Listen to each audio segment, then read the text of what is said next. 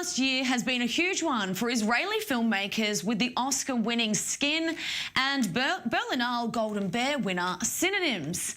Every year, a non-profit called CoPro organises a big conference where young creators are able to pitch their films to international industry influencers and leaders. I24 News' Emily Francis has more. From the gatekeepers about the secretive Israeli Shin Bet security agency to the Oslo Diaries about the Israeli-Palestinian peace talks in the 90s, and last week's winners of Tel Aviv's Doc Aviv Festival, The Advocate and Leftover Women. The Advocate now has a qualification to run for the Oscars. So that's amazing. That brings us a lot of pride.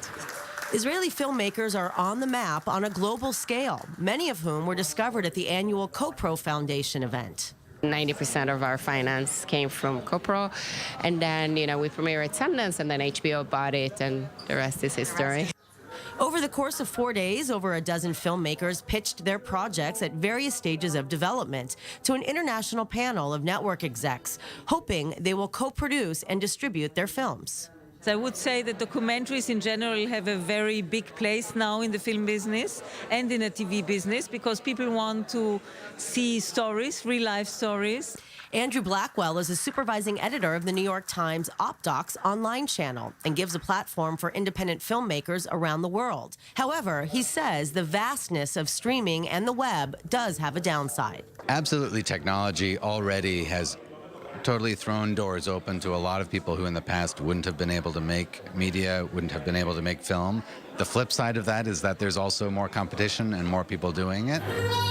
Among the contenders, the film The Goat on the Mount, which offers unprecedented access to a group of Jews planning to rebuild the Third Temple and fulfill a biblical prophecy by sacrificing a goat on the Temple Mount on Passover. It's this interesting moment, I think, of, national and religious emotions kind of coming together. And Oslo Diaries producer Hila Medalia and her team are hoping to get financing for their latest film, H2, 1 Kilometer of Conflict, which shows the hotbed in the West Bank city of Hebron, where 800 Jewish settlers live.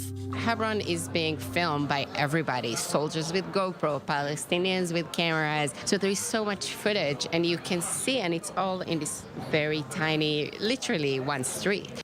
CoPro CEO Osnat Eden says even though it takes time from pitching to signing deals, Israeli producers are making their mark, not only in our homes, but also on the big screen. Around 100 documentaries are being produced in Israel every year. At least 50% are eligible to go outside. Emily Francis, I24 News.